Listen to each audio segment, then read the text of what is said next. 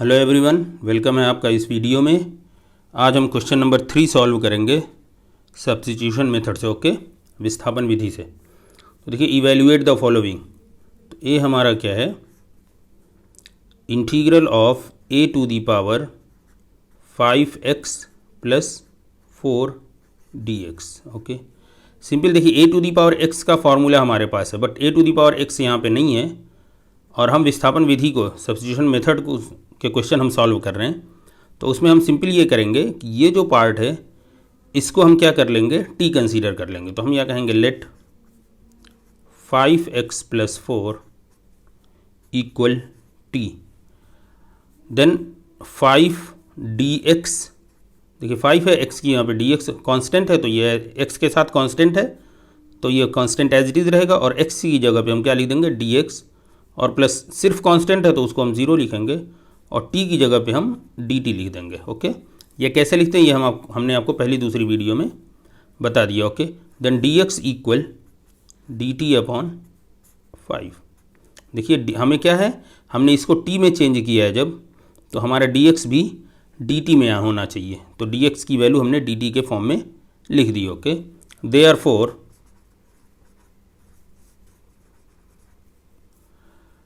Integral a to the power 5x plus 4 dx, this is equal, ये क्या हो जाएगा, integral a to the power 5x plus 4 हमारा t है, और dx की जगह पे dt अपॉन 5।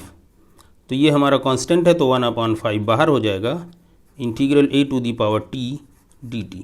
अब देखिए वही फार्मूला हमारा बन गया, basic standard formula, a to the power x dx। Constant पे वेरिएबल जब पावर हो तो फार्मूला हमारा क्या हो जाता है, a to the power x as it is, मतलब a to the power t upon, और ये लॉग के साथ ये कांस्टेंट वैल्यू a हमारा है, तो ये हो जाएगा। ठीक है, तो देखिए अब हमें plus c as a constant of integration, यहाँ पे हमें t की वैल्यू लास्ट में रख देनी है 5। a to the power t की वैल्यू क्या है, a to the power t की जगह पे हम क्या लिखेंगे, 5x plus 4 upon log a, और plus c as a constant, where c is the constant of integration. Okay, देखिए बहुत सिंपल प्रॉब्लम है। अब अगर आपको ये सब्स्टिट्यूशन मेथड से नहीं देता है, और आपको ये कहीं सिंपल है, ऑब्जेक्टिव टाइप है, तो आपको सिंपल ये समझना है कि a टू दी पावर 4, ये तो हमारा, देखिए इसको हम कैसे लिख सकते हैं, a to the power 5x and a to the power 4, ये भी आप कर सकते हैं। उसके बाद आप a टू दी पावर 4 बाहर है, a to the power 5x को लिख सकते हैं, a to the power 5x, और इस 5 को आप नीचे लिख सकते हैं, 1/5 करेंगे, और a to the power 5x का फॉर्मूला लिख देंगे। जैसे यहाँ पे है a to the power t है, तो a टू दी पावर ये 5x हो जाएगा।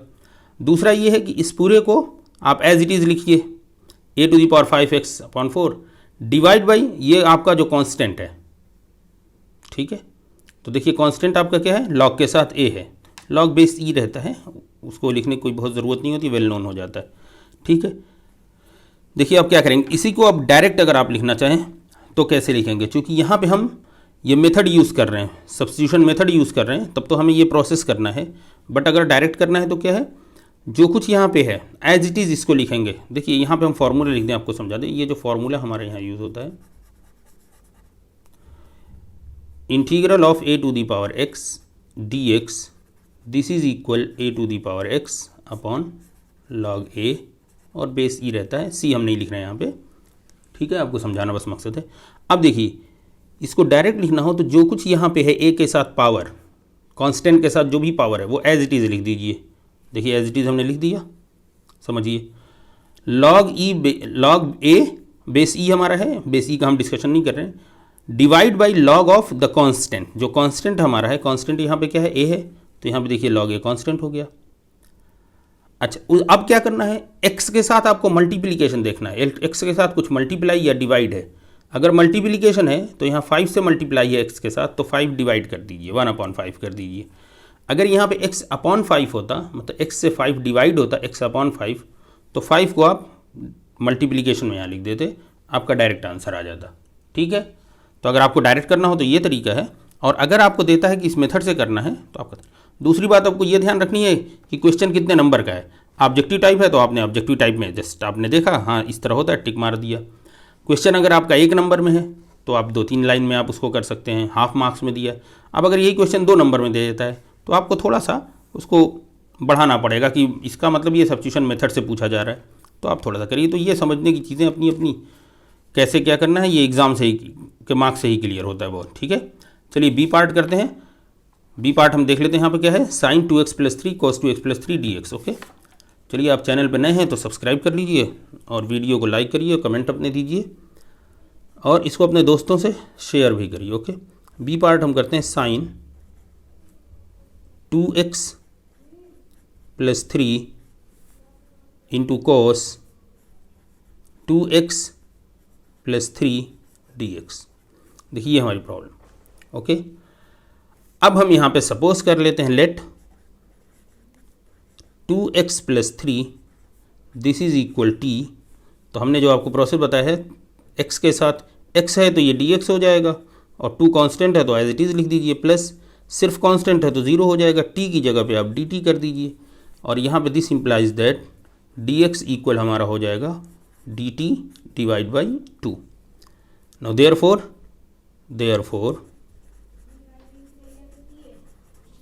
Integral of sin 2x + 3 cos of 2x + 3 dx, ये इक्वल हमारा हो जाएगा इंटीग्रल ऑफ, ये हमारा sin t है, sin t हो गया cos t और देखिए dx की जगह पे हमारा क्या है dt / 2। अब ये डिवाइड बाई 2 है तो 1/2 आप बाहर कर लीजिए, आपको मिल गया sin t cos t dt। अब इसका दूसरा तरीका है, लेकिन अभी हमने वो पढ़ा नहीं है, कि इनमें से किसी एक को आप t फिर एक नया वेरिएबल सपोज कर लीजिए तो दूसरा इसका डिफरेंशिएशन है तो उससे हो जाता है। अभी हमें उसकी ज़रूरत नहीं है, तो हमने जो अब तक पढ़ा है उसके हिसाब से हम करें। अब अगर इसको हम कर देते हैं 2 sin t cos t dt।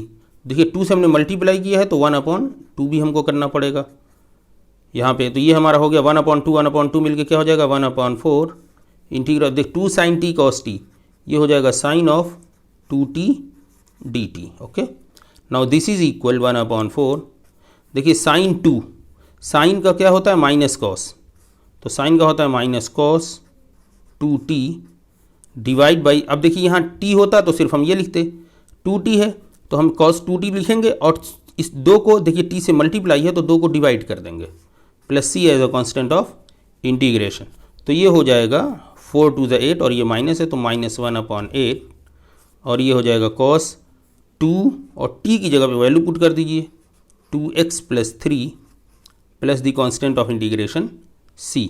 ये आपका आंसर हो जाएगा। ओके, आप थोड़ा सा और आगे चाहते हैं तो इसको ऐसे भी लिख सकते हैं, this is -1/8 cos of 4x + 6 plus c as a constant of integration.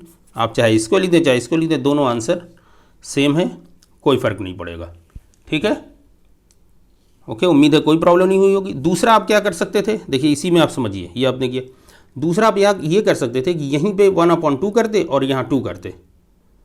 ठीक है, तो ये हो जाता 2 sin cos 2x + 3 sorry 2 sin 2x + 3 cos 2x + 3, तो ये हो जाता sin 2 और 2x + 3। यहाँ पे सीधे आप आते और फिर 2x + 3 को t आप सपोज कर लेते, तो आपकी प्रॉब्लम सिंपल एक दो स्टेप बच जाते। ठीक है, तो अब ये बात है कि कैसे हम सोच रहे हैं सवाल को करने को, क्या उससे क्या 1-2 स्टेप कम हो सकते हैं, तो ये हमें सोचना है, जितना अच्छा हम सोच सकेंगे। यहाँ पे देखिए 1/2 करिए और यहाँ 2 से मल्टीप्लाई करिए, तो ये हो जाएगा 2 sin 2x + 3 cos 2x + 3। तो ये 2 sin x cos x वाला फार्मूला sin 2x हो जाएगा, मीन्स sin 2 × 2x + 3 ये फार्मूला बन जाएगा। और उसको लिख सकते हैं आप sin 4x + 6 और फिर वही देखिए साइन का क्या होता है cos होता है, 1/2 यहाँ था और ये 4 यहाँ मल्टीप्लाई है तो ये डिवाइड भी होगा, तो फिर 1/8 आ जाएगा। तो फॉर आंसर तो जाहिर सी बात है दोनों से एक आएगा। तो जो आपको ईजी लगे ये हमने बता दिया। दूसरा आप यहीं पे आप इसको फार्मूले में यहीं पे चेंज कर सकते, जैसे यहाँ पे हमने किया है आप उसको यहाँ पे भी कर सकते थे। उसके बाद आप इस पार्ट को कर दे 2x + 3 = t। ओके, चलिए उम्मीद है वीडियो समझ में आई होगी, कोई प्रॉब्लम नहीं हो रही होगी, तो आप चैनल पे नए हैं तो इसको सब्सक्राइब ज़रूर करिए और अपने दोस्तों से शेयर करिए। अभी हम सिंपल प्रॉब्लम चलाएंगे सब्स्टिट्यूशन मेथड की, उसके बाद कुछ और प्रॉब्लम्स आएंगी। अभी हम सिंपल प्रॉब्लम्स ही ले रहे हैं क्योंकि हम टारगेट ये करें कि हर स्टूडेंट की समझ में आ जाए, ठीक है। अगर इस स्टेप को आपको समझने में प्रॉब्लम हो रही है कि ये दूसरा वाला स्टेप कैसे होगा, तो कमेंट बॉक्स में बताइएगा, तो हम आपको इस तरह का एक क्वेश्चन लाके इसकी भी वीडियो हम आपको बना देंगे कभी, ठीक है। चलिए फिर मिलते हैं अगली वीडियो में। अपना ख्याल रखिए, सुरक्षित रहिए, गुड बाय।